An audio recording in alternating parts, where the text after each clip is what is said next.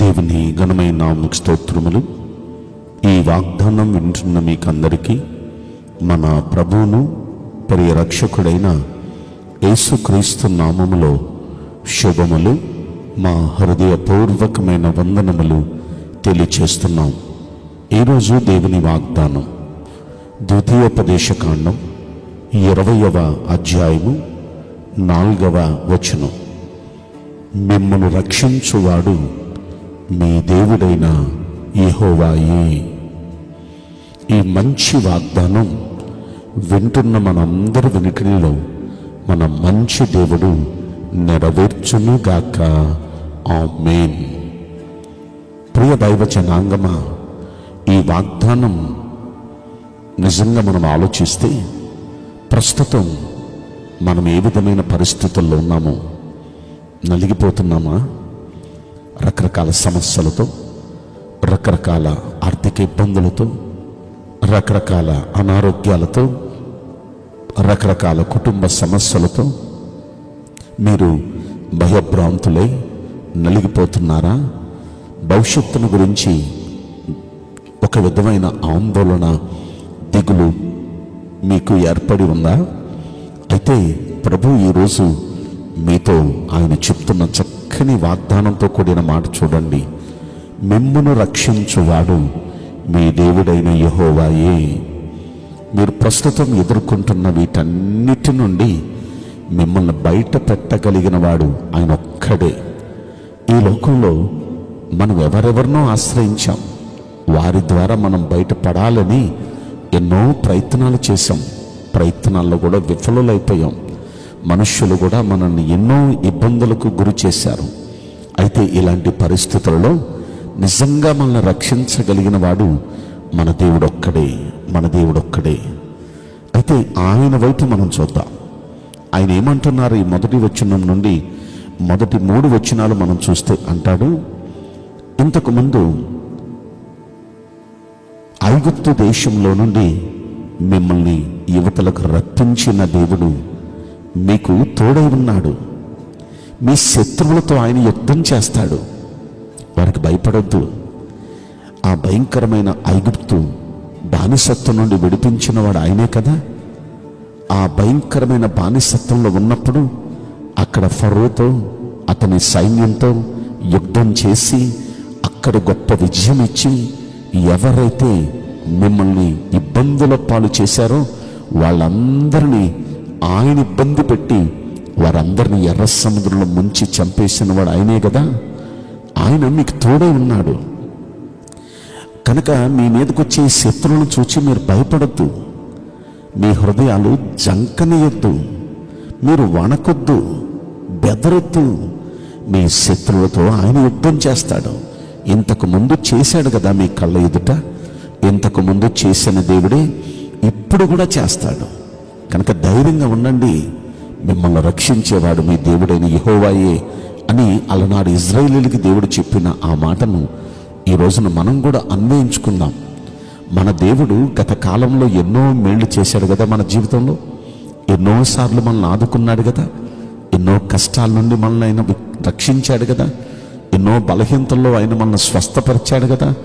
ఎన్నో విధాలుగా ఆయన మనల్ని ఆదుకొని మనల్ని బలపరిచి నేటి దినంలో ఉన్న ఈ క్షేమస్థితిలోకి ఆయన మనల్ని నడిపించుకుంటూ వచ్చాడు కదా.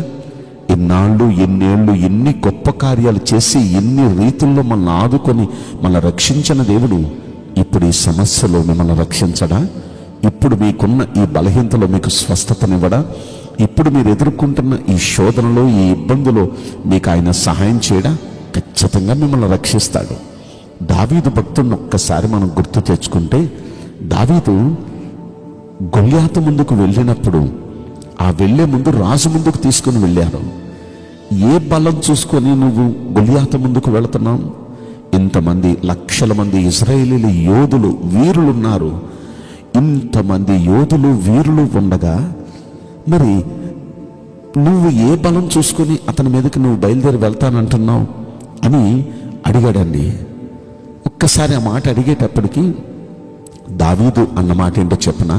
రాజా, నేను ఇంతకుముందు నేను ఒక గొర్రెల కాపరిని, గొర్రెల కాపరిగా ఉంటున్న నేను నా మందను నేను కాస్తున్నప్పుడు ఆయన నన్ను ఎంతగా ఆదుకున్నాడో చెప్తాను వినండి.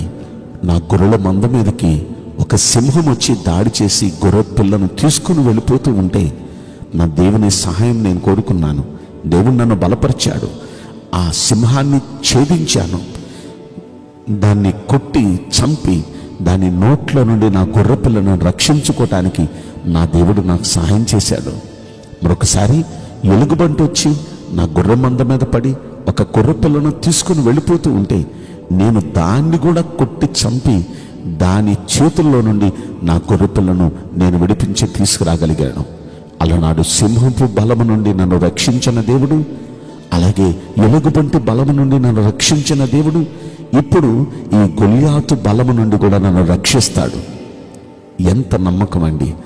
అతడు ఏమైతే నమ్మాడో అదే అతని జీవితంలో జరిగింది. గొల్యాతుకు ఆఫ్టరాల్గా కనపడవచ్చు, తన తరపునున్న రాజుకు, తన అన్నలకు, తన సొంతోళ్ళకు కూడా ఆయన ఆఫ్టరాల్గా కనపడవచ్చు. కానీ ఆయన నమ్మిన దేవుని వైపు చూచాడు. ఆ దేవుడే నాకు సహాయం అని ఆయన బట్టి ధైర్యం తెచ్చుకున్నాడు. ఆ దేవుని బట్టి యుద్ధభూమిలోకి వెళ్ళాడు. నిజంగా ఈ మనిషిని నిలబెట్టుకున్నాడు. దేవుడు యుద్ధం చేశాడు గొల్యాతు మీద. ఒక్క దెబ్బకు పడగొట్టేశాడు. అతని కత్తితోనే అతని తల నరికి అతన్ని తలకాయ తీసుకుని వచ్చేశాడు. ఎంత అద్భుతమైన సన్నివేశం! ప్రియ దైవ జనాంగమా, మీరు ఏదైతే నమ్ముతారో అది మీ జీవితంలో చేస్తాడు. ఇంతకుముందు రక్షించుకుంటూ వచ్చిన దేవుడు ఇప్పుడు మిమ్మల్ని రక్షించలేడా? ఇంతకుముందు కాపాడి మీ పక్షాన ఎన్నో కార్యాలు చేస్తూ వచ్చిన దేవుడు ఇప్పుడు మీరు ఎదుర్కొంటున్న ఈ సమస్యలో, ఈ శోధనలో మీకు ఆయన జయం ఇవ్వలేడా? ఎందుకు మీరు ధైర్యం చెడున్నారు? ఖచ్చితంగా ఆయన కార్యం చేస్తారు. భయపడద్దు, జడియొద్దు.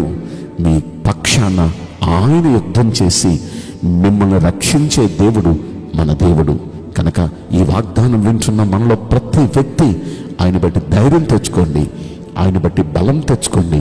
మిమ్మల్ని, మీ కుటుంబాలను ఆయన రక్షించునుగాక. మిమ్మల్ని మీరు ఎదుర్కొంటున్న శ్రమ శోధనల నుండి ఆయన రక్షించి మిమ్మల్ని విడిపించునుగాక. ఆమేన్. నేను మీకోసం ప్రార్థన చేయబోతున్నాను. పరిశుద్ధుడా, ప్రేమగల యేసురాజా, మీ పరిశుద్ధ బంగారు పవిత్రమైన నామమునకు నిండు మనసుతో కోట్ల కొలదిగా స్తుతులు, స్తోత్రములు, వందనాలు చెల్లిస్తున్నాం.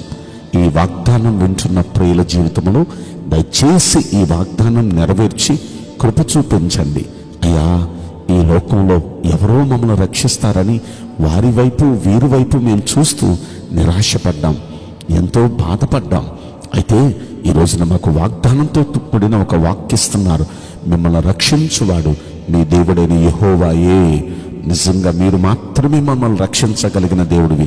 దయచేసి ఈ వాగ్దానం వింటున్న ప్రతి వ్యక్తిని వారున్న శ్రమ నుండి, బాధ నుండి, కష్టాల నుండి వారిని రక్షించి నోటి నిండా నవ్వు దయచేయమని ఈ కొద్ది మనవులు నజరుడైన యేసుక్రీస్తు ప్రశస్తమైన నామములో మిక్కిలి వినయముతో ప్రార్థించి బ్రతిమలాడి వేడుకుంటున్నాం ప్రియ పరలోకపు తండ్రి. Amen. May God bless you all. Thank you.